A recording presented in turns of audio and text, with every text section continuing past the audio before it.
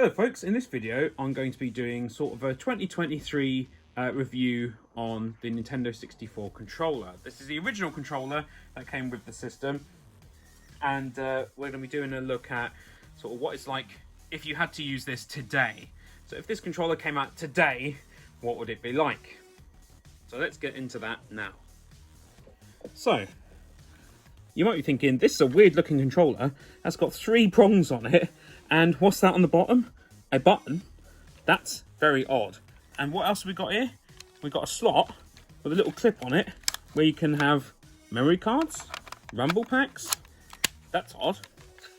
A couple of buttons on the top. Standard Nintendo D-pad, which was actually until recently a Nintendo patent. You start button, and then you got what was at the time this magical thing in the middle there, an analog stick, as well as camera buttons and normal buttons on the front.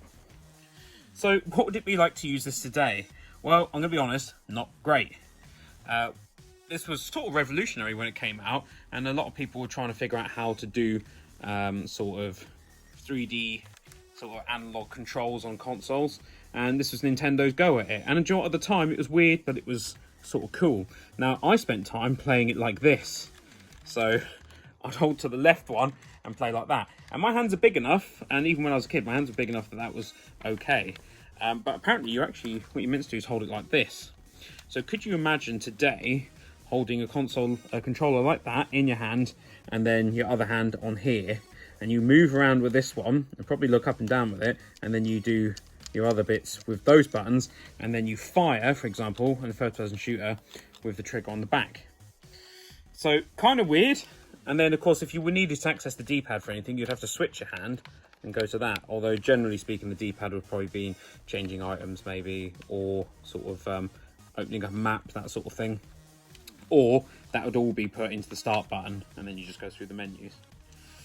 So what's it like to use today? Well, I'll tell you one thing that is great, this analog stick. It wears quite badly. That is an issue with it because it's plastic on plastic. But it uses a different type of sensor in there that doesn't suffer from stick drift. So modern controllers use a sensor that is called a potentiometer, and eventually, as that moves backwards and forwards constantly, it wears out. That doesn't happen with this, and it doesn't happen with the Dreamcast controller either. So you've got your range of movement here, and it locks into position. So if you wanted to move up, it can lock into position there, and then it moves straight to the next one. It allows for fine movement as well, and I've got to say, in terms of your thumb falling off of it, it's actually not too bad. A lot of the modern controllers, your thumbs can quite easily come off of those rubberized things, but this actually isn't too bad. But overall, in 2023, this would be a pretty hard sell. It's probably part of what's holding Nintendo back from making the Nintendo 64 Mini, even though that is quite a heavily called for system. Do you include 4 of these? Do you include 2? Just 1? Do you start manufacturing these again with USB connections and then just have them sort of sold separately? In which case, what do you sell them for? £20 each? £30 each? And then you need to include what you have to make enough so if people do want to buy them, they're available. Don't know, kind of a tough sell there. But the other issue, of course, which I forget to mention, is if you're using the controller like this, you can only really use this analog stick at the top, which is probably the reason for the Z trigger there to replace the use of that one when using the analog stick. And of course, most N64 games were 3D, so you tended to use the stick. So there's been some remakes of these controllers that kind of move the stick to the left and move the D-pad down a bit and make it more of a traditional controller. But I've got to say, it's a very striking controller. And I think it's still very cool today, although if someone handed this to me today and said, you need to play Horizon Zero Dawn with this, for example, it would be a no-no. So let's sum up. How does this controller do in 2023? Not great. It looks cool, nice bold design, good and solid construction, really strong there, but it doesn't hold up. But you wouldn't expect it to because it is pretty old.